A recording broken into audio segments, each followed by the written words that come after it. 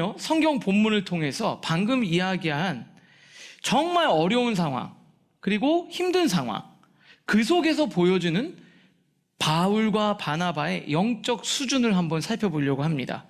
바나바와 바울이 속한 선교팀에 상당히 예민할 수 있는 어떤 변화와 어려움을 야기할 수 있는 사건이 발생합니다. 첫 번째인데요, 바울과 및 동행하는 사람들이라고 제가 키워드를 좀 잡았습니다. 13절 말씀을 우리 한번 같이 화면 보면서 읽겠습니다. 시작. 바울과 및 동행하는 사람들이 바보에서 배 타고 밤빌리아에 있는 버가에 이르니 요한은 그들에게서 떠나 예루살렘으로 돌아가고. 자, 이전과 다른 어떤 변화가 있는데요, 호칭의 변화가 있습니다. 뭐라고 돼 있죠? 바울과 및 동행하는 사람들. 여기서 처음으로 바울이란 이름이 바나바보다 앞으로 나왔어요. 그러니까 이전에는 그렇지 않았거든요. 사도행전 11장에 예루살렘 교회의 흉년이 들고 굉장히 어려웠다고 하니까 안디옥 교회 성도들이 어떻게 하죠? 그들을 도와주기로 작정하고 바나바와 바울을 통해서 부조를 보냅니다. 그때 이렇게 돼 있어요. 제자들이 각각 그 힘대로 유대에 사는 형제에게 부조를 보내기로 작정하고 이를 실행하여 바나바와 사울의 손으로 장로들에게 보내니라. 먼저 누가 나오죠? 바나바가 먼저 나와요.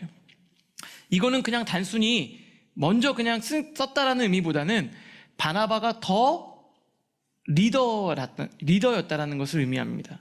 좀 영향력이 더 있었다라는 거예요.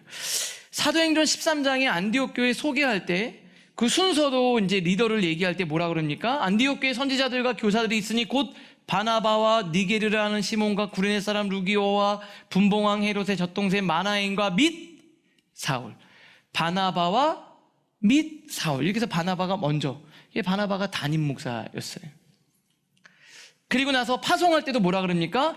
바나바와 사울을 따로 세우라, 이렇게 얘기합니다. 그런데 갑자기 구브로에서 선교를 딱 끝내고 나갈 때는 바울과 및 동행하는 사람들, 이렇게 바나바를 마치 그 일행 중 한 사람으로 이렇게 언급을 합니다.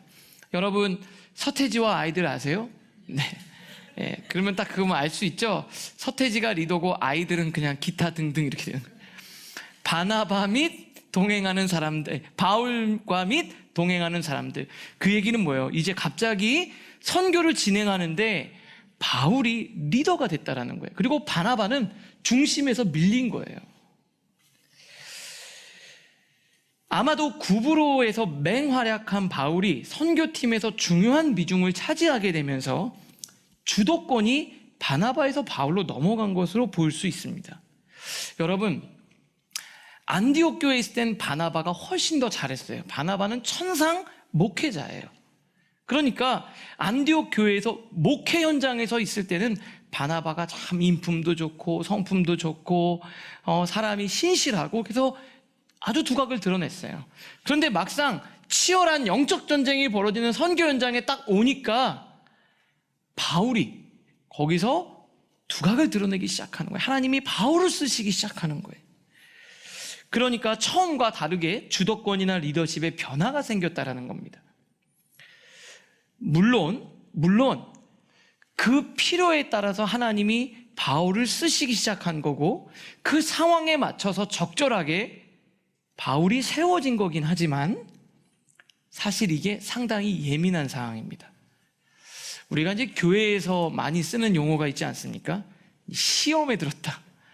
이게 교회에서 많이 요거 때문에 시험에 들기도 한다라는 거죠. 충분히 그럴 만한 일임은 분명합니다. 그 다음 두 번째 어떤 변화가 일어나냐면요, 요한이 갑자기 선교팀에서 이탈하게 됩니다. 13장 뒤에 보니까 이렇게 돼 있어요. 바울과 및 동행하는 사람들이 바보에서 배 타고 밤빌리아에 있는 버가에 이르니, 그래서 버가라는 지역에 가는데요, 거기서 요한이 갑자기, 그들이 누굽니까? 바울과 바나바를 떠나서 자기 집에 있는 예루살렘으로 돌아가요. 몇 가지 설이 있습니다. 왜 갔을까? 왜 여기까지 가서 마가 요한이 갔을까? 어떤 학자는 이렇게 얘기해요. 아니, 삼촌이 담임 목사님이고 삼촌이 리더였는데 갑자기 어느 날 바울이 자기가 뭔데 막 선교팀을 쥐락펴락하고 막 명령하고 막 이러니까 그게 기분이 나쁘고 잘 안 맞아서 돌아갔다. 뭐 이런 이야기도 좀 있어요. 또 하나는 지도를 보면 이렇게 돼 있는데요. 요 바보에서 배를 타고 버가라는 지역에 갔는데 여기서 돌아갔다는 거거든요. 그 다음 어디를 가냐면 타우루스 산맥이라고 있는데 그 산맥을 넘어서 비시디 안디옥으로 가는 거예요. 근데 이 산맥이 엄청 험한 거예요. 평균 한 3,000m 정도 된대요. 장난이 아니죠. 직선 거리로는 한 200km 정도 되는데 이게 엄청 험한 산입니다. 엄청 험한, 평지도 아니고요. 그리고 그때 뭐 지금처럼 뭐 도로에 뭐 CCTV 있는 것도 아니고 강도 만날 수도 있고 무섭고 힘드니까 마가 집에 몇 명 들어간다 그랬죠? 120명 들어가는 이게 귀한 집 도련님이어서 그런지 무섭고 힘들어서 돌아갔다. 뭐 이런 설도 있어요. 정확한 이유를 기록하고 있지 않지만 중요한 게 있습니다. 이 마가 요한이 돌아간 게 팀에 상당히 어려움을 제공했고 특별히 이 바울과 갈등이 있었다는 건 분명해요. 그 나중에 2차 전도여행을 다시 떠날 때 마가 요한 데리고 가느냐 이거 가지고 바울과 바나바가 정말 심하게 싸우거든요. 그러니까 이게 굉장히 이 팀의 힘든 요소였음은 분명합니다. 여러분 생각해 보세요. 같이 하겠다고 했어요. 다 같이 하는 거예요. 그래서 그 사람 같이 하는 걸로 고려해서 시작했는데 중간에 갑자기 나 안 하겠다고 빠지면 어떻게 됩니까? 여러분들도 힘이 빠지죠. 중간에 이탈하면. 처음부터 그러면 하지 말자 그러지. 이 사람과 함께 하려고 다 했는데 그 사람 생각해서 구성한 건데 그 사람 빠지면 어떻게 돼요? 더군다나 바나바 바울이요. 나이가 많은데 이 젊은 마가 요한이 짐도 나눠주고 이런 거 하기로 했는데 요한이 이탈을 하니까 이동하는 데 어려움이 있잖아요. 참 힘든 일입니다. 그런데 중요한 게 있습니다. 그런데 성경은 이 부분을 굉장히 담담하게 기록하고 당연하다는 듯이 다음으로 이어져요. 어떻게 되냐? 그들은 더 나아갔다 이렇게 얘기합니다. 14절 말씀 우리 한번 같이 읽겠습니다. 시작. 그들은 버가에서 더 나아가 비시디아 안디옥에 이르러 안식일에 회당에 들어가 앉으니라. 바나바와 바울이요 더 나아갔다. 그래서 비시디아 안디옥에 이르렀다. 이렇게 이야기를 합니다. 그 갈등은, 그 어려움은 그들이 계속해서 그 일을 진행하는데 장애가 되지 않았다. 그건 아무런 영향을 끼치지 못했다. 이렇게 이야기를 합니다. 여러분 바나바를 한번 생각해 보세요. 내가 리더였어요. 내가 처음에 리더였는데 나중에 리더가 누굴로 바뀐 거예요? 바울로 바뀐 거예요. 아니 질서라는 게 있는데 선교지에서 갑자기 무당이 딱 끼어드니까 바나바가 한마디 하려고 했는데 갑자기 바울이 끼어들어가지고 네가 먼저 처리해라 이렇게 얘기 안 했는데 바울이 지가 뭔데 허락도 받지 않고 나가가지고 막 설교하고 선포하고 막 그렇게 나가는 거예요. 결론적으로는 잘 됐어요. 그리고 은사가 잘 발휘되는 것 같아요. 그거 다 알겠는데 거슬립니다. 선교를 진행하다 보니까 어느새 바울이 중심이 돼 있고 자신이 변두리로 밀려나는 거예요. 그가 주연이고 내가 조연이에요. 근데 여러분 잘 생각해 보세요. 처음부터 조연이었으면 괜찮은데 그래도 괜찮을 것 같은데 내가 주연이었다가 내가 조연으로 밀려나니까 마음이 어렵습니다. 바나바 어땠습니까? 열심히 했어요. 사울을 내가 데리고 가서 사람들 다 얘는 안 된다고 하는데 내가 세워서 중간에 세워줬는데 어느 날 갑자기 얘가 나한테 지시를 하기 시작해요. 하나님이 내가 아니라 바울을 쓰는 것 같아요. 어느 순간 하나님의 그 구원 역사와 선교 드라마에 나는 저쪽에 엑스트라로 밀려나는 것 같아요. 서운합니다. 불편합니다. 그리고 그 사람 거슬립니다. 이게 굉장히 민감한 문제입니다. 그런데 중요한 게 있습니다. 그런데 바나바는 멈추지 않았어요. 그냥 바울이 리더면 내가 서포트해서라도 끝까지 선교를 가겠다고 해서 뭐라 그럽니까? 거기서 더 나아가서 비시디아 안디옥까지 갔다. 어떻게 그럴 수 있었을까요? 제가 여기 성경에 안 나와요. 생각을 좀 해봤어요. 마음이 불편하고 흔들릴 때 이 생각을 했을 것 같아요. 처음으로 돌아가요, 여러분. 처음으로 돌아가서 본질적인 질문을 던지셔야 돼요. 본질적인 질문. 목적을 점검하라 이겁니다. 가장 기초적이고 당연한 사실을 체크하셔야 돼요. 내가 선교를 왜 시작했을까? 내가 이 선교 여행을 왜 출발했을까? 내가 리더였으니까 출발한 건가? 아니면 그거와 상관없이 예수 그리스도의 이름을 증거하는 거, 한 영혼 살리는 거, 나 그거 보고 출발한 건가? 그래서 생각해봤더니 바나바가 나는 내가 리더여서 시작한 게 아니라 난 그 주님이 너무 좋아서 예수 그리스도를 증거하고 싶어서 한 영혼이라도 복음을 증거해서 영혼 살리기 위해서 나 그거 하려고 출발한 거야. 내가 뒤로 밀리니까 멈추면 나는 목적이 잘못된 사람인 거죠. 선교를 진짜 시작한 근본적인 이유가 내가 팀장이어서 리더여서가 아니라 예수 그리스도를 증거하는 것이 목적이었고 첫 번째 출발점이었어요. 그래서 변한 게 없어요. 목적이 안 변했어요. 그래서 그는 계속 간 겁니다. 여러분들이 흔들릴 때 하던 일을 계속할지 멈출지 아니면 머물러 있을지 떠날지 포기할지를 결정해야 되는 순간이 오죠. 막 고민이 되죠. 그럴 때 여러분 처음으로 돌아가서 목적을 점검해 보세요. 나 왜 흔들리지? 내가 뭐에 여러분 초점이 빗나가서 그래요.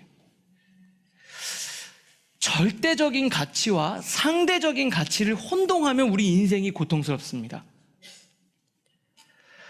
복음을 전하는 것이 절대적인 가치가 되는 거고요. 내가 어떤 위치에 서 있느냐는 상대적인 가치예요. 상대적인 가치는 바뀔 수 있는 겁니다. 바뀔 수 있는데 이게 절대 바뀌면 안 된다 그러면 고통스러운 거예요.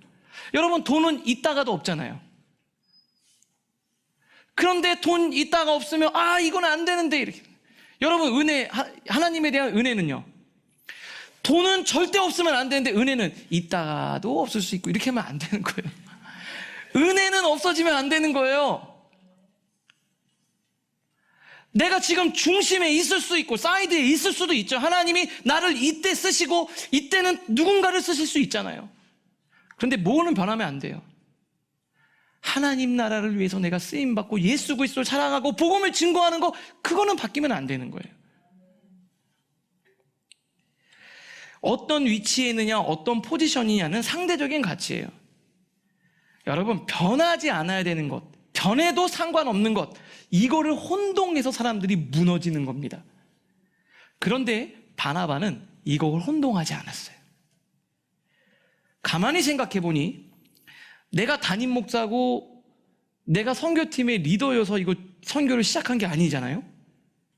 복음을 증거하는 데는 하등 변화가 없는 거예요. 선교를 중단할 이유는 충분치 않아요. 그래서 그는 계속 간 겁니다. 바울도 그래요. 바울도. 아니, 요한이 팀을 떠났어요. 그리고 하나님이 나를 쓰시고 바나바랑 같이 해서 내가 이제 리더로 하기로 했는데 갑자기 조카가 왜 우리 삼촌이 이런데 하면서, 아니면 스타일이 안 맞아서 이거 뭡니까 하면서 나는 안 하겠다. 아니면 힘들어서 나는 못 가겠다. 아니 어떡하냐, 너 지금 이거 짐이랑 다 해서 네가 들어야 되는데 지금 노인네 둘이서 바나바랑 나랑 이거 못 든다. 그랬더니 저는 잘 모르겠고 나 이제 돌아갈 거예요. 이렇게 얘기하는 거예요. 야, 그러면 안 된다. 하나님의 일은 그러면 안 된다. 했더니 저는 하나님의 일이고 뭐고 저는 가겠습니다. 이러고 간 거예요. 얼마나 기운이 빠져요. 그래서 이거를 중간에 그만둬야 되나 멈춰야 되나. 그런데 다시 처음으로 돌아간 거 생각한 거예요. 요한을 붙여줄게 가라 그래서 간 게 아니잖아요. 나 원래 가려고 그런 거잖아요. 요한이 있어도 하고 없어도 하려고 한 거잖아요. 그렇죠? 그리고 생각해보니 요한이 갔다고 내가 멈출 일이 아닌 거예요. 그래서 그는 간 겁니다. 그 친구가 하건 안 하건, 그 사람이 중간에 이탈하건 말건 변하지 않아요.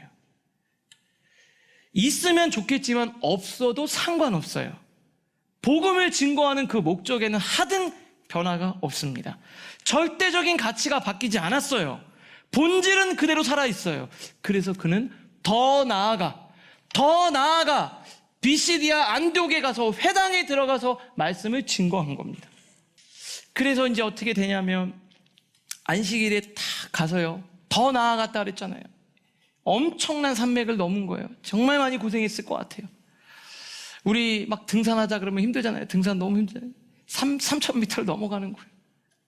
춥기도 추웠을 거고 힘들 거고. 그래서 이걸 넘어가면 이제 갈라디아 지방인데, 갈라디아에서에 보면은 바울이 갈라디아 교회 왔을 때 많이 아팠대요. 많이 아팠대요. 엄청 육체적으로 약했대. 그러니까 몸이 상할 대로 상한 거예요. 그렇게 해서도 거기까지 넘어간 거예요. 그 다음 네 번째는 거기 가서 말씀을 증거하는데 놀라운 역사가 일어나요.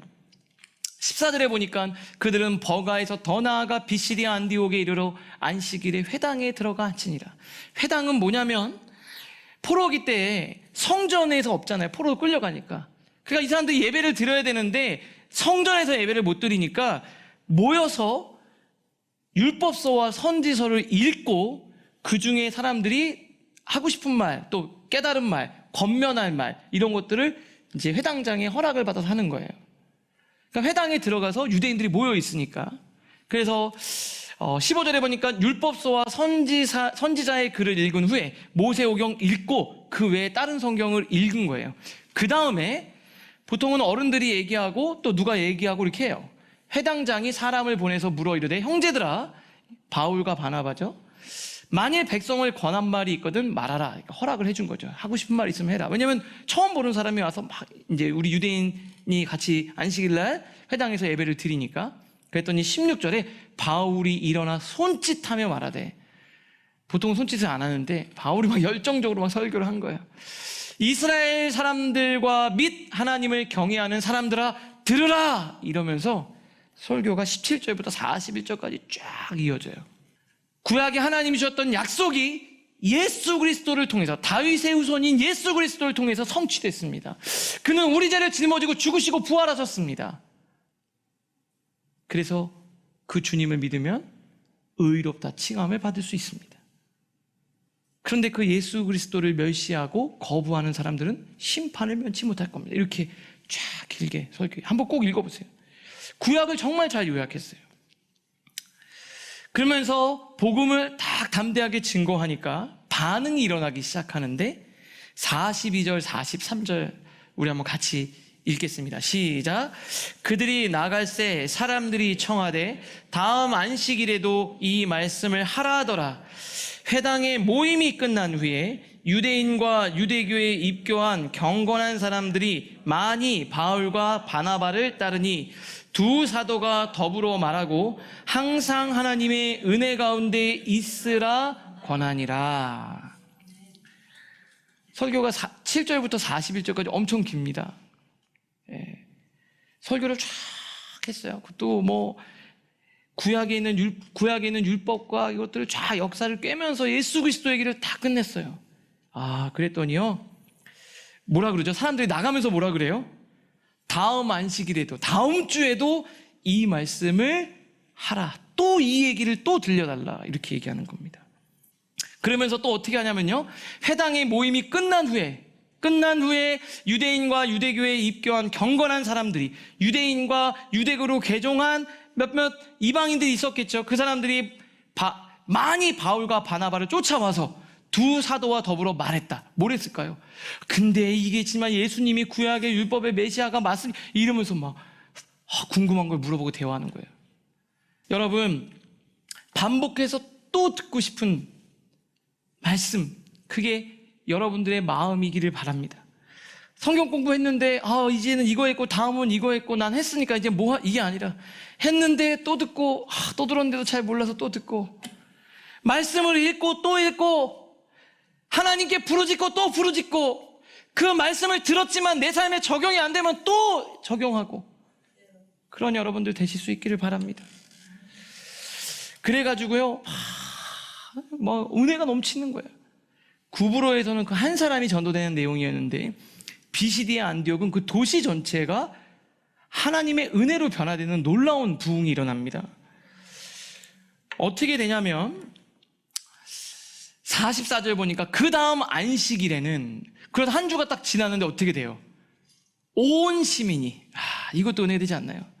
다음 주에는 우리 서울 시민이 여기 다 모여 아니면 이 연지동에 이 근처에 있는 사람들이 다 모여가지고 하나님의 말씀을 듣고자 모이니 물론 그렇게 큰 도시는 아니었을 수 있겠지만 그 도시의 온 시민이 그 사람들이 믿고서 너무 은혜된다 전도한 거예요.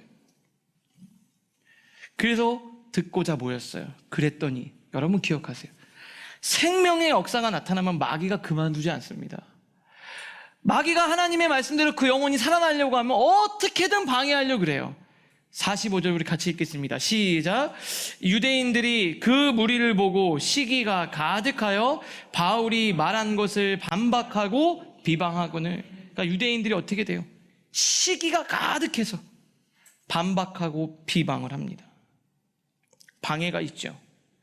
그런데 이 방해를 이 바울과 바나바가 어떻게 받아들였냐면 하나님의 다른 뜻으로 받아들였어요. 실망하지 않고 이게 하나님이 다른 쪽으로 우리를 인도하시는구나 라고 받아들였다는 거예요. 바울과 바나바가 담대히 말하여 이르되 하나님의 말씀을 마땅히 먼저 너희에게 전할 것이 유대인에게 먼저 전할 것이로되 너희가 그것을 버리고 영생 얻기에 합당하지 않은 자로 자처하기로 우리가 이방인에게로 향하노라. 그러면서 47절 읽겠습니다. 시작. 주께서 이같이 우리에게 명하시되 내가 너를 이방의 빛으로 삼아 너로 땅끝까지 구원하게 하리라 하셨느니라. 유대인들이 거부하니까 실패했어, 안 됐어, 우리는 성공하지 못했어가 아니라 하나님이 이제 이방인에게로 나를 길을 인도하시는구나. 길이 막히니까 다른 길로 인도함을 캐치했다라는 거예요. 여러분, 믿음은 유연함과 관련이 깊습니다. 어떤 길로 여시든지 하나님 보고 가겠다라는 게 믿음입니다. 나 이거 아니면 안 됩니다. 이거 아니면 안 됩니다. 이거는 강한 자기 신념입니다. 믿음은 최선을 다하지만 하나님이 막으시고 다른 길을 여시면 그게 하나님의 뜻인 줄 알고 그 길로 가는 거예요. 여러분, 하나님이 여러분들에게 어떠한 길을 여시든 하나님과 함께 그 길을 믿음으로 가실 수 있기를 주님의 이름으로 축복합니다. 우리를 그래 맞아, 이방을 위해 택한 나의 종이라고 얘기했지 이방을 구원하기 위해서 우리를 인도하시는구나 라고 받아들였다는 거예요. 결국 그들은 쫓겨나게 됩니다. 50절인데 경건한 귀부인들, 유력한 사람들을 다 동원해가지고요 바울과 바나바를 박해해서 쫓아냅니다. 그런데 그들이 전혀 아쉬워하지 않아요. 발에 티끌을 떨어버리고 다음으로 옮겨갑니다. 결과를 하나님께 맡긴 거예요. 그냥 여러분, 우리는 하나님께 순종하는 겁니다. 결과는요 하나님의 몫인 거예요. 열심히 했지만 복음을 안 받아들이는 사람도 있을 거예요. 열심히 했는데 결과가 안 좋을 수도 있습니다. 그런데 하나님은 뭘 보시냐? 우리가 하나님의 말씀에 순종했는가? 결과는 하나님께 맡기는 거예요. 그 유연함이 믿음입니다. 이 믿음이 우리 사랑하는 라이프 처치 성도님들 모두에게 있기를 주님의 이름으로 축복합니다.